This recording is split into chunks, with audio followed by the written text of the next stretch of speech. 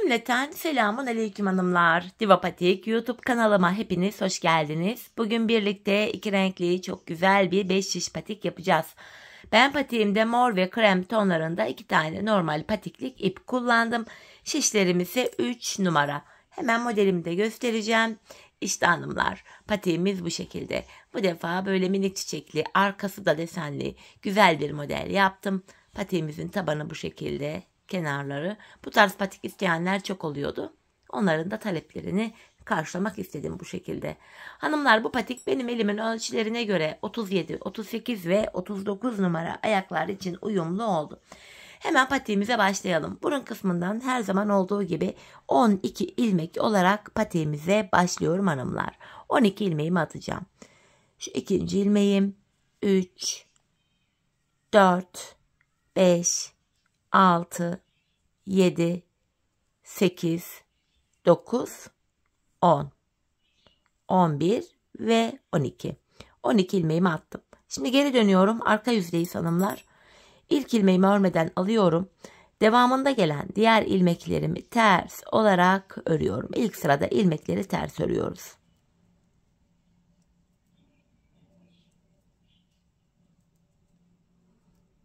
Sonuncu ilmeğimi de ters ördüm. Geri dönüyorum hanımlar, ön yüzdeyiz. Bu aşamada artık tamamen düz örgü uygulaması yapacağız. 5 şişe de geçeceğiz. Öncelikle kenar ilmeğimi örmeden aldım. Şu ikinci ilmeğimi örüyorum. 3, 4, 5, 6. Kalan 6 ilmeğimi de diğer şimle öreceğim. 12 ilmeğimi 6'şar 6'şar 2 şişime eşit olarak paylaştırdım. Şimdi hiç geri dönmeden 3. şişimize ilk başladığımız yerlerden ilmekler çıkaracağız. İlk ilmeğimi şu kenardan, bakın ilmeğin iki kanadına birden girerek çıkarıyorum. Devamında ilmek çıkartabilmek için de tığımdan yardım alacağım. Başlangıç yerlerine girerek ilmek çıkartıp şişimize takıyoruz hanımlar. Şu ikinci ilmeğim. Başlangıç yerine ilmeğin bakın iki kanadına birden giriyoruz hanımlar. İlmek çıkartıp şişimize takıyoruz. 3 oldu. 4, 5 ve 6. Şimdi bir 6 ilmek daha çıkaracağım. Onu da 4. şişime takacağım. Şu birinci ilmeğim. 2,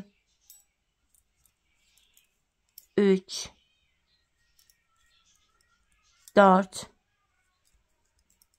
5 ve hemen şu kenara girerek sonuncu kez ilmek çıkartıyorum. 6. 4 şişte de 6 ilmeğimiz oldu. 5. şişimi aldım hanımlar. Örmeye başlıyorum. Bir sıra ilmeklerimizi düz olarak öreceğiz. 5 şiş patikte bir sıra dediğimiz olay şudur. 4 şişimizdeki ilmeklerimizi de örüp tamamlayınca bir sıra örmüş oluyoruz. 2. şişime geldim. Yine buradaki 6 ilmeğimi de düz örüyorum. 3. şişime geldim. Şimdi buradaki ilmekleri de öreceğim. Boşalan şiş ile sıradaki şişteki ilmekleri örüyoruz. Dolana dolana 5 şiş patik örülüyor. 4. şişime geldim. Buradaki ilmeklerimi de yine düz olarak örüyorum. Evet hanımlar, 4. şişimizi tamamladım. Şimdi bir sıra örmüş olduk. 4 şişimizi de ördük çünkü. Şimdi artırma zamanı. Artırma işlemini patik burnumuza şöyle baktığımızda bu sağ ve sol kenardan yapıyoruz. Orta kısımlardan artırma yapmıyoruz. İlk şişimdeyim. Kenarımız sağda. İlk 2 ilmeğimi öreceğim. Ardından hemen bu kenardan 2. ilmeğimin altındaki şu ilmeğimin kenarına giriyorum. Buradan aldığım ilmeğimi düz ördüm. Kalan 4 ilmeğimi düz örüyorum. 1. şişimizde böylece 7 ilmeğimiz oldu. 2. şişime geldim. Burada da kenar hanımlar şöyle baktığımızda sol tarafta. Son 2 ilmek kalana kadar öreceğim. Kenardan artırmamı yapacağım. Bakın sondan 2. ilmeğimin altındaki şu ilmeğimin kenarına girdim ve buradan aldığım ilmeğimi de düz ördüm. Kalan 2 ilmeğimi düz örüyorum. Burada da 7 ilmeğim oldu. 3. şişime geldim. Kenarımız hemen başta. 2 ilmek örüyorum. Ardından 2. ilmeğimin altındaki şu ilmeğimin kenarına girdim ve buradan aldığım ilmeğimi de düz ördüm.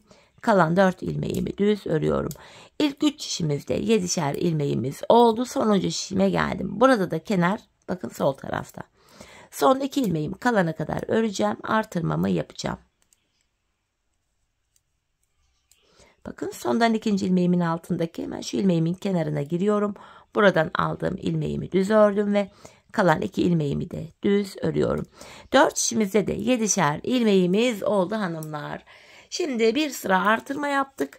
Şimdi bir sıra artırma yapmayacağım. 4 şişimdeki 7 ilmeğimi de düz olarak öreceğim. Bir sıra artırma yaparken bir diğer sırada ilmekleri düz olarak örüyoruz. Sebebi şu. Her sıra artırma yaparsak şayet patik burnumuz bir anda açılma yapar ve hoş bir görüntü olmaz. İkinci şişimdeki 7 ilmeğimi de ördüm. 3 ve 4. şişimdeki 7'şer ilmeğimi de artırma yapmadan öreceğim. Bu düz ilmeklerimi örerken sizlere artırma işlemini kısaca tekrar etmek istiyorum. Artırma işlemini 1. ve 3. şişimizde ilk 2 ilmeği ördükten sonra yapıyoruz.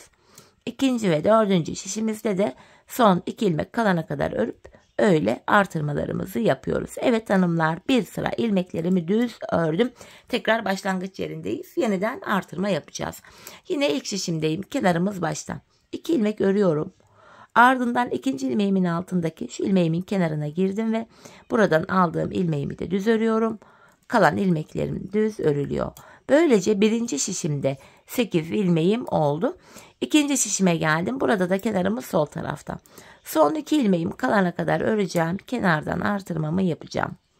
Bakın sondan ikinci ilmeğimin altına şuraya girdim ve buradan aldığım ilmeğimi düz örüyorum. Kalan 2 ilmeğim düz örülüyor. Burada da 8 ilmek oldu. Üçüncü şişimdeyim. Kenarımız hemen başta. 2 ilmek örüyorum. Ardından ikinci ilmeğimin altındaki hemen şu ilmeğimin kenarına girip buradan aldığım ilmeğimi de düz ördüm. Kalan 5 ilmeğim düz örülüyor. İlk 3 şişimde 8'er ilmeğim oldu. 4. ve sonuncu şişime geldim. Kenarımız sol tarafta. Son 2 ilmeğim kalana kadar öreceğim ve sol kenardan da artırmamı yapacağım. Bakın sondan ikinci ilmeğimin altına yani şuraya giriyorum ve buradan aldığım ilmeğimi de düz ördüm. Kalan 2 ilmeğim düz örülüyor. Böylece 4 şişimizde de 8'er ilmeğimiz oldu. Şimdi bir sıra 4 şişimizdeki 8 ilmeğimizi de düz öreceğiz. Sonraki sıra artıracağız. Düz öreceğiz, artıracağız. Bu şekilde patik burnumuzu tamamlayacağız. Ben bu modelimde hanımlar her bir şişimde 14'er ilmeğim olana kadar artırma yaptım. Modelimi kurdum. Gördüğünüz gibi modelimiz de bu şekilde tam denk geldi. Model bu. Şimdi hep birlikte artırmalarımızı yapalım gelelim. Ardından birlikte modelimizi kuralım. Evet hanımlar, ben her bir şişimde 14'er ilmeğim olana kadar artırmalarımı yaptım. Artırmadan sonra bir sıra düz örmedim. Hemen modele başlayacağım. Bu aşamada hanımlar her bir şişe 2'şer tane model yapacağız. Toplam 8 tane desenimiz olacak. Öncelikle ilk şişimdeyim. Modelde 1. sıradayız. İlk ilmeğimi mor ipim ile ördüm. Sonra krem ipimi ekliyorum. İlk çiçeğimizi yapacağız. İlk çiçeğimiz için 2 krem örüyorum. Hemen hanımlar 2 krem ördükten sonra krem ipimin ucunu mor ipime bağlıyorum. Patiğimiz sökülmesin diye. Şöyle buraya sıkı bir düğüm attım. 2 krem, 1 mor. Hemen şuraya yine 2 tane daha krem örüyorum. İlk çiçeğimizi yaptık. Çiçek aralarında 2 tane morumuz var. 2 mor öreceğim. 1, 2. Aynı şekilde ikinci çiçeğimizi yapacağız. 2 krem, 1 mor, 2 krem. Tekrardan çiçek arasında 2 tane morumuz var. 2 mor öreceğim. 1, ikinci morumu ikinci şişimden alarak örüyorum. Diğer çiçeğimi yapıyorum. 2 krem, 1 mor, 2 krem. Çiçek arası için yine 2 tane mor örüyorum. Bir diğer çiçeğime geldim. 2 krem, 1 mor, 2 krem. Tekrardan çiçek arası için 2 tane morum var. Birinciyi ördüm. 3. şişimden devam ediyorum. Şu da 2. mor ilmeği. Diğer çiçeğime geldim. 2 krem, 1 mor, 2 krem. Çiçek arası için yine 2 tane morum var. Diğer çiçeğime geldim. 2 krem, 1 mor, 2 krem. Çiçek arası için yine 2 ilmek morum var. 4. şişime geldim. 2. morumu buradan alarak örüyorum. Diğer çiçeğimi yapacağım şimdi. 2 krem, 1 mor, 2 krem. Çiçek arası için yine 2 tane mor ilmeğim var ve son çiçeğimi yapacağım. 2 krem, 1 mor, 2 krem. Ve sonuncu ilmeğimi mor ipim ile ördüm. Modelimizde ilk sıramızı tamamladık. 4 şişimizde de modelimizi kurduk. Şimdi modelde ikinci sıradayız hanımlar. Modelimizin ikinci sırasında ilk sırada yaptığımız işlemin aynısını yapacağız. Yani mor ilmeklerimi mor ipim ile öreceğim. Krem ilmeklerimi krem ipim ile. Modelin ilk iki sırasında yapacağımız işlem aynı. Bakın 2 kremimi örüyorum. 2 mor ilmeğim var. Mor ipim ile örüyorum. Yani ilmeklerimizi gördüğümüz renklerle örüyoruz. Mor ilmeklerimizi mor ipimiz ile, krem ilmeklerimizi de krem ipimiz ile. İkinci şişime geldim. Burada da yine aynı şekilde ilmeklerimi gördüğüm gibi örüyorum. Modelimizin ikinci sırası bu şekilde yapılıyor.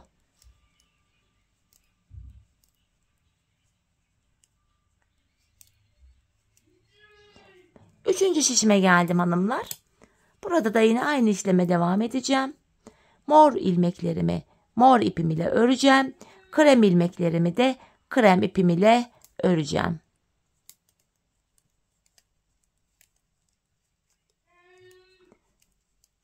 Sonuncu ilmeğimi yine mor ile ördüm. Dördüncü şişime geldim. Aynı işlemi burada da devam ettireceğim. İlmeklerimi gördüğüm renklerle düz olarak örüyorum. Bu şekilde mor ilmeklerim mor ile, krem ilmeklerim de krem ile örülüyor. 2 tane kremim var ve son ilmeğim mor. Modelimizde hanımlar ikinci sıramızı tamamladık. Geldik şimdi modelde üçüncü sıramıza hanımlar. Bu sıramızda yapacağımız işlem şu. İlk 3 ilmeğimi mor ile örüyorum. Bakın 2 krem, 1 mor, 2 krem ilmeğimiz vardı. Bir önceki ilk 2 sırada yaptığımız. Bu aradaki mor ilmeği krem ile öreceğiz sadece. Bir tane krem örüyorum.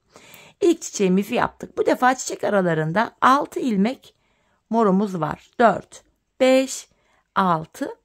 Yanına bir tane krem örüyorum. Tekrardan çiçek arası için 6 ilmek mor öreceğim. 3 oldu hanımlar. İkinci şişime geldim. Buradan devam ediyorum. Dördüncü mor ilmeğim 5, 6. Ortaya bir tane krem örüyorum. Bu aşamada arkadaki ip geçişinde hanımlar şu krem iplerimizi gerdirerek tutmayalım. Biraz gevşek kalsın arkada. Patiğimiz gergin durur. Model düzgün düşmez yoksa. Buna dikkat edelim. Tekrardan model arası için 6 ilmek mor örüyorum. 4, 5, 6 ve yanına bir tane krem. Devam ediyorum. 6 mor. 3 oldu. Üçüncü şişimden devam ediyorum. 4, 5, 6. Bir tane krem örüyorum. Tekrardan 6 ilmek mor. 4, 5, 6. Bir krem. Yine 6 mor. 3 oldu. Dördüncü şişime geçtim. Burada devam edeceğim. Şu dördüncü mor ilmeğim.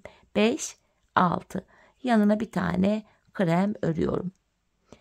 Devam ediyorum. Yine 6 ilmek mor. Şu 6. Ortaya bir tane krem. Ve kalan 3 ilmeğimi mor ipimle örüyorum. Böylece modelimizde 3. sıramızı da tamamladık. Geldik 4. sıramıza hanımlar. 4. sıramızda yapacağımız işlem şu. İlk 2 ilmeğimi mor ile örerek başlıyorum. Ardından bir krem, bir mor, yanına 2 tane krem örüyorum. İlk çiçeğimizi yaptık hanımlar. 2 tane krem örüyorum. Çok pardon. Şu ikinci kremim. Bakın ilk çiçeğimizi yaptık. Çiçek aralarında bu defa 3 morum var. 1, 2, 3. Şimdi ikinci çiçeğimi yapacağım. İlk çiçeğimle aynı şekilde. Bir krem, bir mor, 2 krem. İkinci çiçeğimi de yaptım. Çiçek arasında 3 tane morum var. 1, ikinci şişimden devam ediyorum şimdi. İkinci morum, şu da 3. Diğer çiçeğimi yapacağım. Bir krem, bir mor, yanına 2 tane krem örüyorum. Arada 3 tane morum var. Diğer çiçeğimi yapacağım şimdi. Bir krem, bir mor, 2 krem. Çiçeğimizi yaptık. Arada 3 tane morum var. 1, üçüncü şişimden devam ediyorum. 2, 3. Diğer çiçeğimi yapacağım. Bir krem, bir mor, 2 krem. Çiçek arası için yine 3 ilmek mor örüyorum. Bir diğer çiçeğimi yapacağım. Bir krem, bir mor, yanına 2 tane krem örüyorum. Ve çiçek arası için 3 tane morum var. 1, dördüncü şişime geldim. Şu ikinci morum, şu da 3. Diğer çiçeğimi yapıyorum. bir krem, bir mor, 2 krem. Ve çiçek arası için 3 tane mor ilmeğim var. 1, 2, 3. Sonuncu çiçeğime geldim hanımlar. Burada da yine bir krem, bir mor, 2 krem örüyorum ve içimde kalan son bir ilmeğimi mor ipim ile ördüm. Hanımlar, bu şekilde modelde 4. sıramızı da tamamladık. Şimdi 5. ve sonuncu sıramıza geldik. Çiçeğimiz de son sıramız. Yapacağımız işlem şöyle. İlk ilmeğimi mor ile örerek başlıyorum. Yanına bir tane krem ördüm. 2 tane mor ve 2 krem ilmeğimi yine krem ipim ile örüyorum. Bu şekilde hanımlar, bakın ilk çiçeğimizi tamamladık. İlk çiçeğimizi yaptık. Şimdi çiçek aralarında hanımlar artık 2'şer tane mor ilmeğimiz var. 2 morumu örüyorum. İkinci çiçeğimi yapacağım. 1 krem, 2 mor, 2 krem. İkinci çiçeğimi de yaptım. Çiçek arası için 2 tane mor öreceğim. Şu birinci mor ilmeğim. Bakın hanımlar, şeklimizi şöyle bir detaylı göstereyim. Hani siz de örüyorsunuz şu anda. Bir yanlışlık olmasın. Desenimizin görüntüsü, modelimizin görüntüsü bu şekilde oluyor. Şimdi ikinci şişimdeyim. İkinci morumu buradan alarak ördüm. Diğer çiçeğimi yapacağım. 1 krem, 2 mor, 2 krem. Çiçeğimi yaptım. Çiçek arasında 2 tane mor ilmeğim var. Bir diğer çiçeğime geçtim. 1 krem, 2 mor, 2 krem. Çiçek arası için yine 2 tane mor öreceğim. 1, 3. şişime geldim. Şu ikinci morum. Yine çiçek yapıyorum. 1 krem, 2 mor, 2 krem. Ve çiçek arası için yeniden 2 tane morum var. Diğer çiçeğime geldim. 1 krem, 2 mor, 2 krem. Çiçek arası için yine 2 ilmek mor öreceğim. 1 ve 4. şişime geçtim. İkinci mor ilmeğimi buradan alarak örüyorum. Diğer çiçeğimi yapıyorum. 1 krem, 2 mor, 2 krem. Yine çiçek arası için hanımlar 2 tane mor ilmeğimi örüyorum. Sonuncu çiçeğime geldim. 1 krem, 2 mor ve 2 krem. Sonuncu ilmeğimi de mor ile ördüm. Böylece hanımlar 5 sıradan oluşan ilk çiçeğimizi tamamladık. Şimdi yapacağımız işlem şu. Krem ipimiz burada beklesin. İlmeklerimizin tamamını ana renk ipimiz olan mor ile düz olarak örüyoruz hanımlar.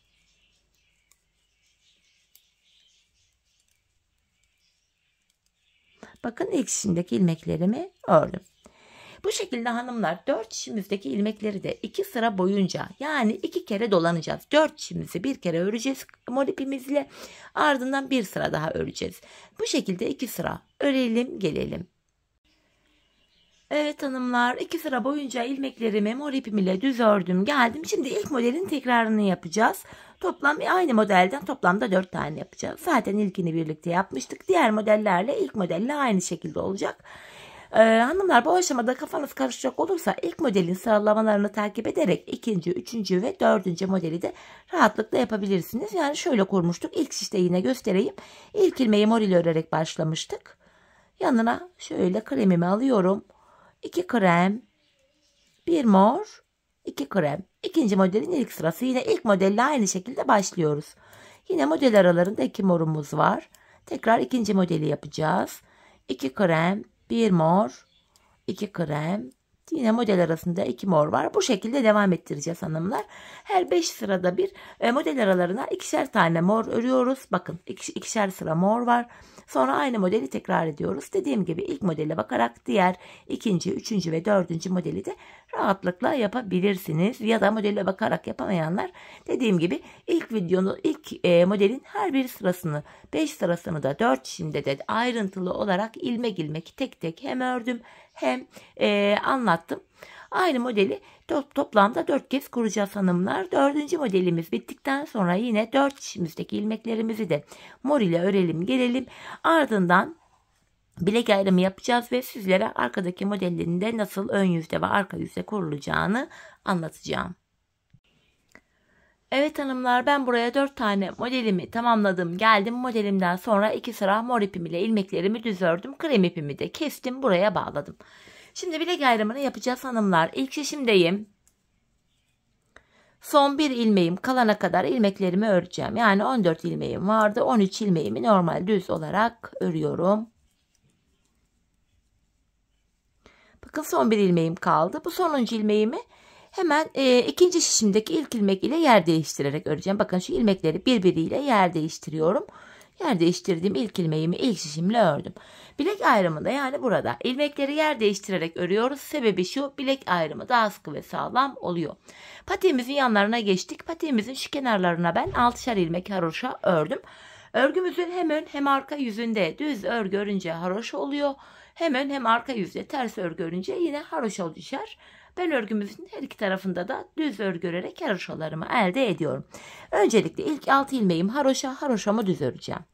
1, 2, 3, 4, 5, 6. 6 haroşamı düz ördüm. Diğer ilmeklerimi de düz öreceğim. Krem ipimi hazırladım. Arkaya da model kurulumunu yapacağım. Alttaki model ile aynı hizada aynı şekilde bu arkalara da model kuracağız hanımlar. Şimdi 6 haroşamdan sonra 2 ilmek düz örüyorum. Alttaki model ile aynı hizadan buraya modelimi yapacağım. Bu öndeki ortadaki 2 model haroşalı bölüme gittiği için onları yapmayacağız. Diğer modelleri örmeye devam edeceğiz. Buraya yine aynı şekilde modelimi yapıyorum. 5 sıradan oluşan modelim. Şu anda ön yüzdeyiz hanımlar. 1. sırasındayız. Bilek ayrımına kadar öreceğiz. Geri döneceğiz. Geri döndüğümüzde arka yüzde olduğumuz için ilmeklerimizi ters öreceğiz. 2 tane kremimi ördüm. Yine alt modellerde olduğu gibi 2 krem, 1 mor, 2 krem örüyorum. Yine model aralarında 2'şer tane morumuz var. Diğer şişime geçiyorum. İkinci mor ilmeğimi buraya ördüm. Diğer desenimi kuracağım. 2 krem, 1 mor, 2 krem. Model arasında 2 tane morumuz var. Diğer modelime geldim. 2 krem, 1 mor, 2 krem. Model arasında yine 2 tane morumuz var. Şu birinci morum. Diğer şişime geçtim. Şu da ikinci morum. Devam ediyorum hanımlar çiçeklerimi yapmaya. 2 krem, 1 mor, 2 krem. Model arasında yine 2 morum var. Diğer çiçeğimi yapıyorum. 2 krem, 1 mor, 2 krem. Tekrar model arasında 2 tane morumuz var. Son şişime geldim. İkinci morumu örüyorum. Buraya sonuncu çiçeğimi yapacağım. 2 krem, 1 mor, 2 krem. Son çiçeğimi yaptım. Şimdi tekrar mor ipimi alıyorum. Yanında 2 ilmek düz var. Bu 2 düz ilmeğimi örüyorum. Son 6 ilmeğim haroşa. Haroşalarımı da yine düz olarak örüyorum hanımlar. Haroşaları hem ön hem arka yüzde düz örgü örerek elde edeceğiz çünkü. Bilek ayrımına geldim, geri dönüyorum. Patiğimizin arka bölümünde bilek ayrımına kadar öreceğiz, geri döneceğiz, öreceğiz, geri döneceğiz hanımlar. İlk ilmeğimi örmeden alıyorum. Bu kenar ilmeğimle birlikte toplam 6 ilmeğim haroşa düz örüyorum. 5, 6. Arka yüzdeyim. Şimdi diğer ilmeklerimi ters öreceğim. Modelimizde de 2. sıradayız. 2. sırada ilk sıradaki işlemin aynısını yapıyorduk. 2 morumu ters ördüm. Şöyle kremimi bakın çaprazlamasına elime alıyorum burada. Kenarda delik görüntü oluşmasın diye. 2 krem, 1 mor, 2 krem. İlmekleri gördüğümüz gibi örüyoruz. Arka yüzde modelde 2. sıradayız. Aradaki 2 morumu yine mor öreceğim. Bir diğer şişime geldim. Yine buradaki morumu mor ile örüyorum ters olarak. Yine 2 krem, 1 mor, 2 krem. Aradaki 2 mor ilmeğimi yine mor ipim ile örüyorum. Diğer çiçeğimi yapıyorum. 2 krem, 1 mor, 2 krem. Aradaki 2 mor ilmeğimi yine mor ipimle öreceğim. Diğer şişime geldim. İlmeklerimizi gördüğümüz renklerle öreceğiz. Mor ilmeklerimizi mor ipimiz ile, krem ilmeklerimizi de krem ipimiz ile. Bakın mor ilmeğimi mor ipimle örüyorum. Şöyle yarım ilmek aldım, hemen düzelteyim. Tekrardan 2 krem, 2 krem, 1 mor, yanına 2 tane daha krem örüyorum. Aradaki 2 morumu yine mor ile ördüm. Devam ediyoruz hanımlar. Yine 2 krem, 1 mor, 2 krem. Aradaki 2 mor ilmeğimiz yine mor ile örülüyor. Son şişime geldim. İkinci mor ilmeğimi buradan alarak ördüm. Yine son çiçeğimi yapacağım. Burada da 2 krem, 1 mor, 2 krem. Artık krem ipimizle işimiz kalmadı. Krem ipimi bıraktım. Mor ipimi elime alıyorum. Hemen yanında 2 tane daha mor ters ilmeğim var. Ve son 6 ilmeğim haroşa. Haroşalarımı düz örüyorum. Şu sonuncu ilmeğimi de ördüm. Bilek ayrımına kadar ördüm. Geri dönüyoruz hanımlar. Şimdi ön yüzdeyiz. İlmekleri düz öreceğiz. Modelimizde de 3. sıramızı yapacağız. Kenar ilmeğimi alıyorum. 2. 3. ilmeğim. 4, 5, 6 haroşamı düz ördüm. Diğer ilmeklerimi de ön yüzdeyim, düz öreceğim. Bu aşamada hanımlar modelde 3. sıradayız. 2 krem, 1 mor, 2 krem vardı. Sadece ortadaki 1 mor ilmekleri krem ile öreceğiz. Bakın buraya kadar ortadaki 1 mor ilmeğime kadar krem ile, mor ipim ile ördüm. Ortaya bir tane krem örüyorum.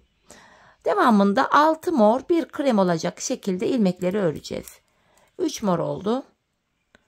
4, 5, 6. Ortaya bir tane krem örüyorum. Şu ipleri biraz aşağı arkada esnek bırakalım. Patiğimiz gergin durmasın. Yeniden 6 ilmek mor örüyorum. Bir tane krem. 6 mor, 1 krem olacak şekilde öreceğiz. Alt tarafa kurduğumuz modelin aynısını arka bölümü de kuruyoruz. Fakat ön yüzde düz, arka yüzde ters olacak şekilde ilmekleri örüyoruz hanımlar arka bölümde. Tekrardan bir tane kremimi ördüm.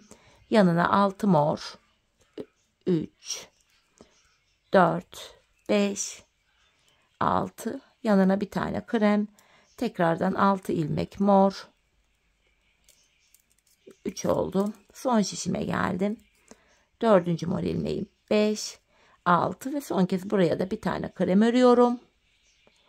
Bu aşamada hanımlar haroşaları ilmeklerime kadar yine düz ördüm. Haroşalarımı da düz olarak ördüğüm için son 6 ilmeğimi de düz örüyorum. Yine bilek ayrımına geldik hanımlar. Bilek ayrımından sonra tekrar geri dönüyoruz. Şu anda arka yüzdeyiz. Modelde 4. sıramızı yapacağız. Şöyle kenar ilmeğimi alıyorum.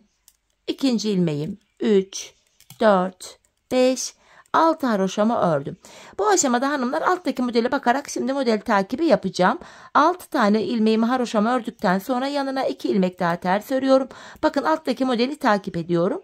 Hemen burada ikili ilmekler vardı. Arada mor örülmüş. Hemen tekrardan aynı yere 2 tane daha krem öreceğiz ters olarak. Bakın.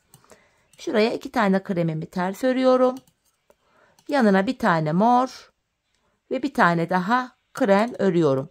İlk modelimizi yaptık hanımlar. Model aralarında 3 tane morumuz olacak. 1, 2, diğer şişime geçtim. 3. Bir diğer modelimi yapacağım şimdi. Tekrardan ilk modelde olduğu gibi 2 krem, 1 mor, 1 krem. Alttaki modeli takip ederek üstü de aynı şekilde kuruyoruz hanımlar. Şöyle. Tek fark şu, arka yüzde ters örgü örüyoruz. Çiçeğimizi yaptık. Arada 3 morum vardı. Onu da ördüm. Bir diğer çiçeğimi yapıyorum. 2 krem, 1 mor, bir tane daha krem örüyorum. Çiçeğimi yaptım. Model arasında 3 morum var. 1, 2. Diğer şişime geçiyorum. Şu alttan iplerimi de alayım. Şu 3. morum. Diğer çiçeğimi yapacağım şimdi. 2 krem, 1 mor, yanına 1 krem. Çiçek arası için 3 tane morum var. Diğer çiçeğime geldim. 2 krem, 1 mor, 1 krem. Yine çiçek arası için 3 ilmek mor örüyorum. 1, 2, son şişime geldim. 3. Sonuncu çiçeğimi yapacağım şimdi buraya. Yine 2 krem, 1 mor ve 1 krem. Buraya hanımlar 1, 2, 3 ilmek ters örüyorum. Son 6 ilmeğim haroşa. Haroşalarımı düz olarak örüyorum. Arka yüzde modelimizin 4. sırasını tamamladık. Şimdi geri dönüyoruz. Ön yüzdeyiz. Modelimizde 5. ve sonuncu sıramızı yapacağız hanımlar. Arka yüzde model böyle yapılıyor. Yine kenar ilmeğimi alıyorum. 2. 3. ilmeğim 4, 5, 6. 6 haroşamdan sonra 1, 2 tane mor ördüm. Alttaki modele bakıyorum. Krem ilmek bir sağa kaymış. Şöyle çaprazlamasına kenarda kremimi aldım. Bir krem ördüm. Hemen yanına 2 tane mor, 2 tane krem. İlk desenimizi yaptık, çiçeğimizi bakın. Model aralarında 2'şer tane morumuz var. Birini ördüm. Diğer çiçeğime geldim. 2. morum. Diğer çiçeğimi yapacağım. 1 krem, 2 mor ve yanına 2 tane krem örüyorum. Yine çiçek arası için 2 ilmek mor ördüm. Diğer çiçeğimi yapıyorum. 1 krem, 2 mor, 2 krem. Yine çiçek arası için 2 tane morum var. Diğer şişime geldim. Buradan devam edeceğim. Şu ikinci morum.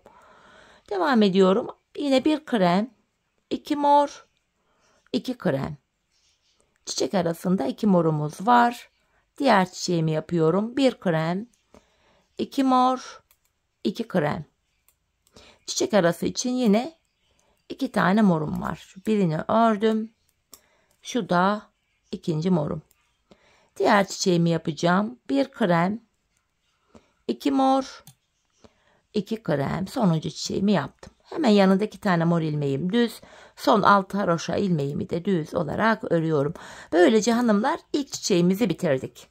Şimdi geri dönüyoruz. Ön yüzde patiğimizin burun kısmını yaparken çiçek aralarına 2 sıra mor ipimizle örmüştük. Arka yüzde de aynısını yapacağız. Öncelikle hanımlar bakın şöyle kenar ilmeğimi aldım. Toplam kenar ilmeğimle birlikte 6 haroşamı düz örüyorum. 5, 6. Diğer ilmeklerimin tamamını mor ipim ile ters öreceğim. Krem ipimiz burada beklesin. İkinci çiçeğimizi yaparken modelin yönü arka yüze denk geleceği için arka yüzde kurmaya başlayacağız. Bu şekilde ilmeklerin tamamını diğer uca kadar öreceğiz. Bir sıra olacak. Diğer bilek ayrımına kadar öreceğiz. Bir sıra olacak. Ardından yine bilek ayrımına gelince ön yüzde yine ilmeklerin tamamını o krem ipimizle düz olarak öreceğiz. Gene buraya geleceğiz. 2 sıra olacak.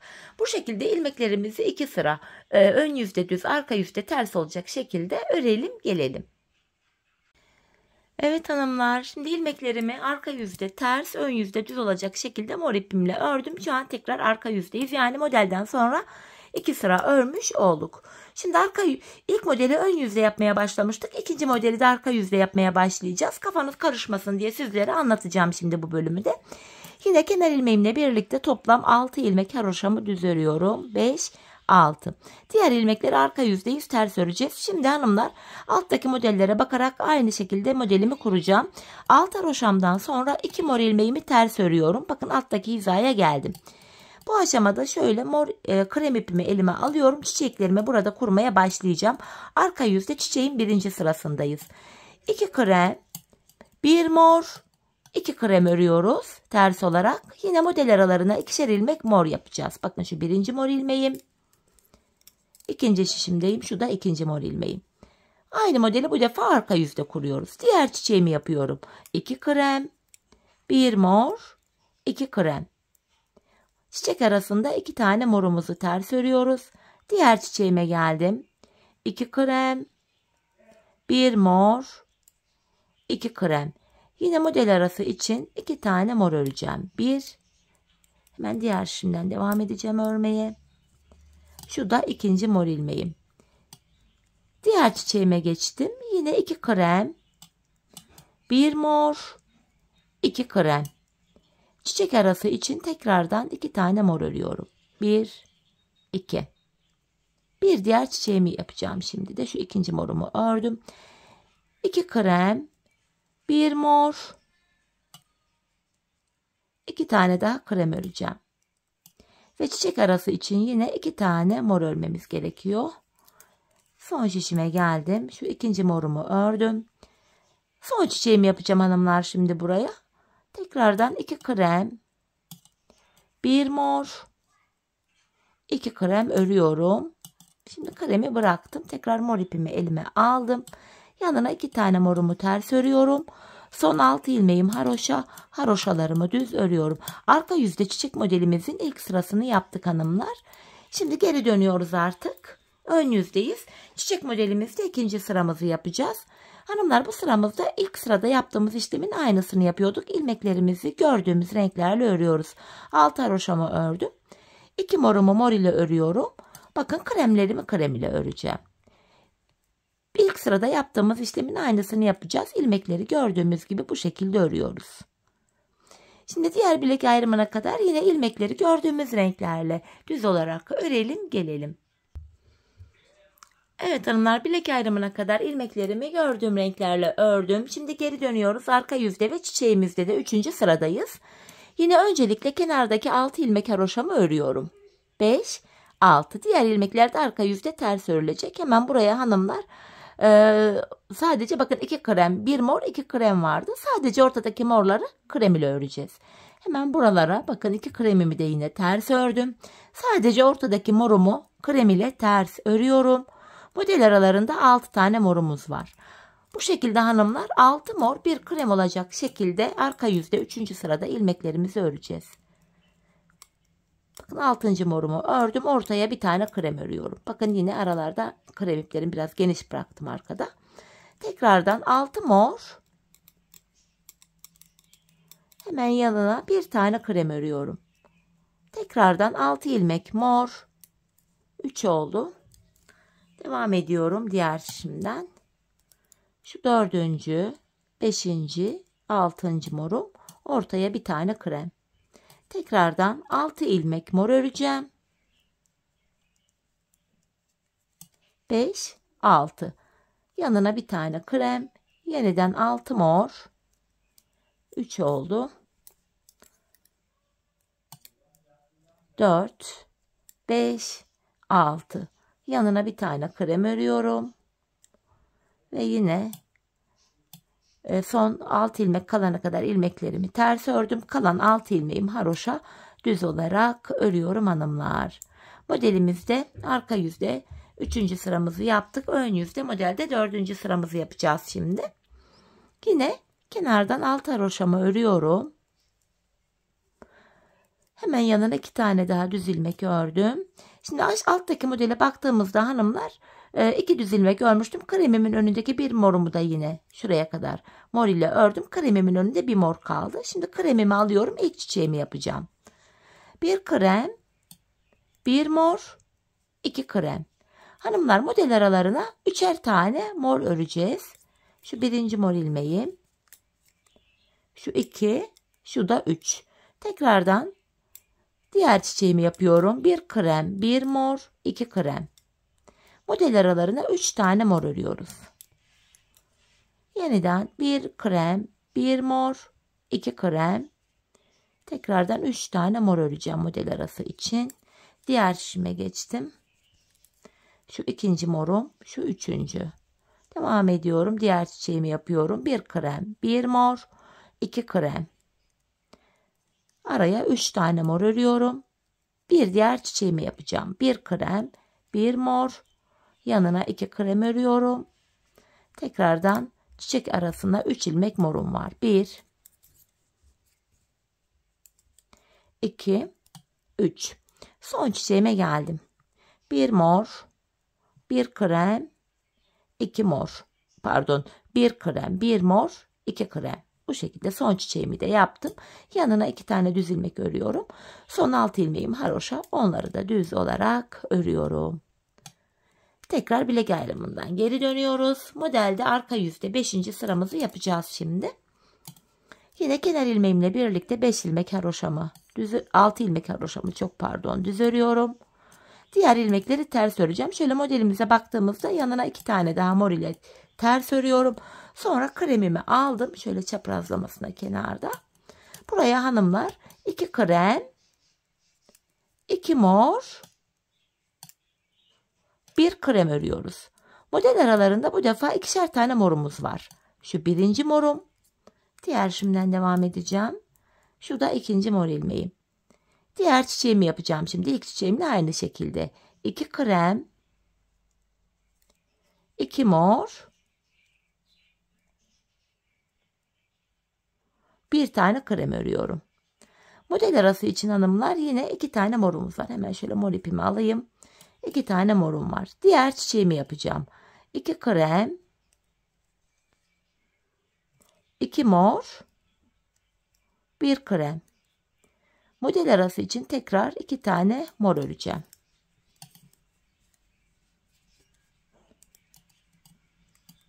Diğer çiçeğimi yapıyorum. 2 krem, 2 mor, 1 krem. Çiçek arası için 2 morum var. Diğer çiçeğime geldim. 2 krem, 2 mor, 1 krem. Model arası için 2 morum var. Son şişime geldim. Yine ikinci morumu da buradan alarak örüyorum. Son çiçeğimi yapacağım. 2 krem, 2 mor, 1 krem. Hemen yanına 2 ilmek daha mor ipimle ters ördüm. Son 6 ilmeğimi haroşa düz örüyorum. Böylece hanımlar ikinci çiçeğimizi de bitirdik. Şöyle şimdi geri dönüp sizlere modeli tekrar anlatayım. İlk çiçeği yaparken arka bölümde ön yüzü kurmaya başlamıştık. Araya 2 sıra ördük mor ipimizle ilmeklerimizi. Sonra ikinci çiçeği yaptık. İkinci çiçeği de arka yüzde başlattık. Çünkü model kurulumu gereği öyle denk geldi. Kafanız karışmasın diye. Onu da sizlere baştan sona anlattım. İkinci çiçek de bittiğine göre hanımlar krem ipimiz şu anda ön yüzde. Diğer bilek ayrımına kadar ilmekleri ön yüzde mor ipimizle öreceğiz. Arka yüzde tekrardan ilmekleri öreceğiz. Buraya geleceğiz. 2 sıra olacak. Ardından ön yüzde tekrar bu üçüncü çiçeklerimizi başlatacağız. Üçüncü çiçeği de yine ilk çiçeği yaptığımız gibi ön yüzde yapacağız hanımlar. Burada kafanız karışacak olursa arkada ilk çiçeği yaptığımız bölümlere videonun bu bölümüne gelerek buradaki üçüncü çiçeği de kolayca yapabilirsiniz. Üçüncü çiçek de bittikten sonra yine araya 2 sıra ilmeklerimizi mor ipimizle öreceğiz. Dördüncü çiçeğin yapılışı da yine ikinci çiçekte şu an yaptığımız çiçekte olduğu gibi arka yüzde başlayacak kurulumu. Onun yapılışı da yine kafanızı karıştıracak olursa dördüncü çiçeğin yapılışına geldiğinizde ikinci çiçeğin bölümlerini izleyerek dördüncüyü de yapabilirsiniz hanımlar. Çiçekler bu şekilde kurulacak. Zaten patiğimizin arka bölümüne 4 çiçek yaptım. İlk ikisini birlikte tamamladık. Diğer ikisini de hanımlar aynı şekilde yapacaksınız. Ben bu patiğimin arka bölümüne şu haroşa sıralarını sayacak olursak şu haroşalarımızı toplamda 15 diş haroşa yaptım, tam geldi. Hani çiçek dördüncü çiçek bittikten sonra krem ipimi kestim. Sadece mor ipim ile arka bölümü ördüm ve 15 diş haroşa olana kadar yaptım. Sizler bu aşamada patiğinizi örerken ayağınıza ölçün, deneyin hanımlar. Bir giyin bakın. Ayağınız patiğinizin arka bölümünü şu bölüme kadar, hani siz belki 16 haroşa yaparsınız. Topuğunuzun kenarına gelene kadar örmeniz gerekiyor. Bu şekilde ölçü alarak yaparsanız patiğiniz ayağınıza tam olur. Şimdi hep birlikte patiğimizin arka bölümünü ölçülerimize göre örelim gelelim. Ardından birlikte topuğumuzu keseceğiz. Evet hanımlar, patiğimin arka bölümünü ördüm ve geldim. Toplamda 4 tane çiçeği tamamladım ve burada da 15 diş yani 15 sıra haroşam var. Bu aşamada bilek ayrımından sonraki şu bölüm genişlediği için bakın ilmeklerin hepsi şöyle dümdüz duruyor. Tek şişte toplanacak duruma geldi. Ben bu aşamada topuk kesiminde bana kolaylık sağlasın diye sol şişime 24 ilmek ayırdım. Kalan ilmekleri de sağ şişime taktım. Şimdi topuğumuzu keseceğiz hanımlar. Bu bölümde kenardaki 6 ilmek haroşamız yine haroşa olarak örülecek. Model bütünlüğü sağlansın diye. Alt haroşamı ördüm. Şimdi ön yüzdeyim. İlmeklerimi düz olarak ve sayarak örmeye devam edeceğim. Alt ilmeğimi örmüştüm. 7, 8, 9, 10, 11, 12, 13, 14, 15, 16, 17, 18, 19, 20, 21, 22, 23. İlk 23 ilmeğimi ördüm. 24. ilmekte öndeki 2 ilmeği birlikte keserek örüyorum. 23 ilmek ördüm. 24. de kesim yaptım. Zaten bu sol tarafa da 24 ilmek ayırmıştım. Topuğumuz için araya baktığımızda burada da 7 ilmek kaldı. Bu 7 ilmek her seferinde birer birer kesilecek, eksilecek, bitecek ve böylece topuğumuz oluşacak. Şimdi yapacağımız işlem şu: geri dönüyorum. Kesim yaptıktan sonra şu an arka yüzdeyim. Bu ilk ilmeği örmeden aldım. Diğer ilmeklerimi arka yüzde olduğum için ters olarak örüyorum. Sadece kenardaki son 6 ilmeğim haroşa olduğu için son 6 ilmeğimi düz öreceğim.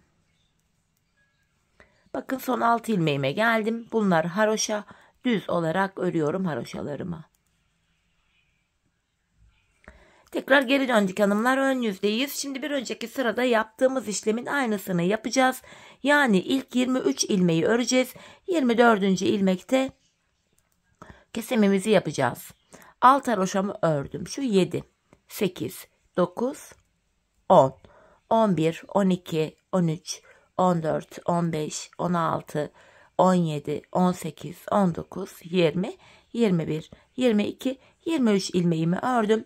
24. ilmekte öndeki 2 ilmeği alıyorum. İkisini birlikte keserek örüyorum. İkinci kesimimi yaptım. Bir önceki sırada burada 7 ilmek vardı. Şimdi baktığımızda 1 ilmek eksildi. 6 ilmek kaldı. Yapacağımız işlem şu. Kesim yaptık. Geri dönüyoruz. Arka yüzde ilmekleri öreceğiz. Ön yüzde tekrar 23 ilmek öreceğiz. 24. ilmekte kesimimizi yapacağız. Biz bu kesme işlemine şu arada kalan 6 ilmeğimiz bitene kadar devam edeceğiz hanımlar. Şimdi hep birlikte bu 6 ilmek bitene kadar patiğimizin topuğunu sizlere tarif ettiğim gibi örelim gelelim. Evet hanımlar, patiğimin topuğunu sizlere tarif ettiğim gibi ördüm geldim. İlk başta sol tarafa 24 ilmek ayırmıştık. Kesimlerden sonra bakın topuğumuz oluştu. Sağ tarafta da 24 ilmek kaldı. Şimdi yapacağımız işlem şu. Patiğimin düz tarafı içeride, ters tarafı da dışarıda olacak şekilde şöyle ikiye katlıyorum. Ben tığ ile kolay kesebildiğim için tığımı aldım hanımlar. İlk kesimim şöyle. Benden taraftaki şişten bir ilmek, ikinciden de bir ilmek alıyorum. İkisini birlikte topladım. Diğer kesimlerim de şöyle. Benden taraftaki şişten bir ilmek, ikinciden de bir ilmek alıyorum. İkinci ilmeği ilkinin içinden geçirip tığımdaki ilmekleri topluyorum. Benden taraftaki şişten bir ilmek, ikinci şişten de bir ilmek aldım. İkinci ilmeği ilkinin içinden geçirip tığımdaki ilmeklerimi topluyorum. Karşılıklı olarak şişlerimizden birer tane ilmek alıyoruz ve ikinci şişten aldığımız ilmeği ilk şişten aldığımız ilmeğin içinden geçiriyoruz ve tığımızdaki ilmeklerimizi topluyoruz. Kesme işlemini bu şekilde yapıyoruz hanımlar. Her iki patiğimizin topuğu da aynı yöne aynı şekilde kesilecek. Kalan ilmekleri de aynı şekilde keselim gelelim. Evet hanımlar, ilmeklerimi kestim. Son birer ilmeğim kaldı. Önce benden taraftaki sonra da ikinci şişimdeki ilmeğimi tığıma aldım. Tığımda 3 ilmeğim var. Üçünü birden topluyorum. Sonra 2 tane sıkı bir zincir çektim. İpimi kesiyorum hanımlar. Hemen ipimizin ucunu gizleyeyim. Ardından da birlikte topuğumuza bakalım. Şöyle sıkılayarak gizliyoruz. Bu krem ipimizde hanımlar, bu krem iplerimizin ucunu da hani desen yaptığımız ipimizin ucunu da yine gizleyelim. Ben video arasında onları gizledim. Sizler de gizlemeyi unutmayın. Şöyle ipimi güzelce gizledim arkaya. Bakın topuğumuz şöyle oldu. Modelimiz şöyle. Ayağı giyinince hanımlar topuğumuz şöyle görünecek. Yani izi bile belli değil. Gördüğünüz gibi patiğimizin arkası çok şık, çok düzenli, düzgün, temiz görünüyor. Evet, patiğimizi böylece bitirdik. Hemen bir de manken ayağıma giydireyim hanımlar. Bir de ayağımızda görelim patiğimizi. Güzel, hoş, şık bir model oldu. Böyle arkası desenli isteyen hanımlar da vardı.